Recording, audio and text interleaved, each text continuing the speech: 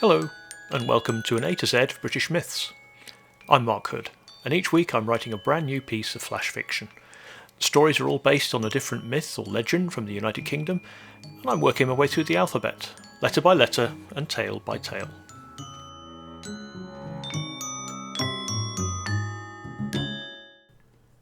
This is episode 5.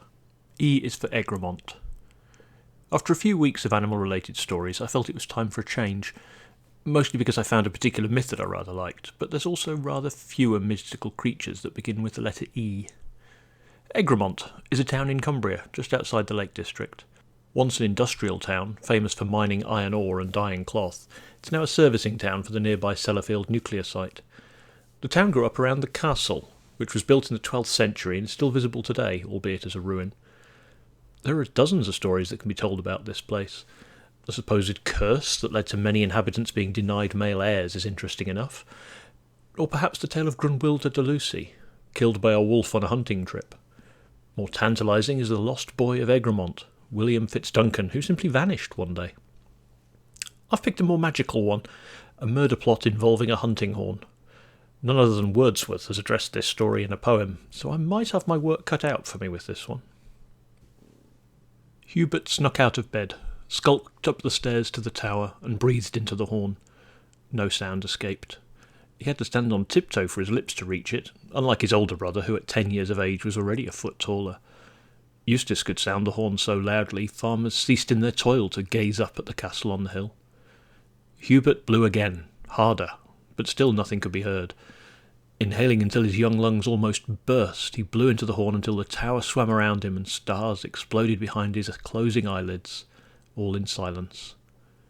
He never felt his father catch his falling body, or noticed being carried back down the stairs. He woke when he was tucked kindly but firmly back into bed. "Why can't I blow it, father?" he murmured. "Only the true heir to Egremont can ever sound that horn, Hubert. You know that." He was sure he saw his brother smirking in the next bed. Eustace's childhood ended when their father died, but the Crusades would be what made him a man. He promised his wife that God would reward his pious service with the son and heir they longed for upon his return. Hubert swore to himself that Egremont already had its heir. War was a dangerous thing, but perhaps not dangerous enough to rely on. One of Hubert's drinking partners had proven amenable to the suggestion that accidents happened on the road. The purse of coins sealed his brother's fate. The drinking pits and gambling dens mourned Hubert's absence, the townsfolk talked of the man pining away for his beloved brother, and the farmers peered up to see the figure straining his eyes for the returning banners of his brother's army. When the day came, when the pennants rose above the horizon and flapped in the wind, Hubert stood tall. He pressed his lips against the end of the horn, breathed deep, and blew harder than his 8-year-old self could have ever imagined possible. And silence echoed through the tower.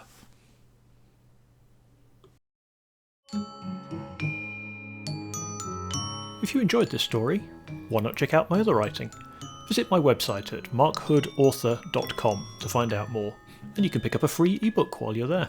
This project is inspired by the Alphabet Superset challenge set by Struthless. The music is Alice in Dark Wonderland by Alexei Chistilin. All the information and a transcript of this episode can be found on my website, link in the show notes. Thanks for listening, and I hope to see you again soon.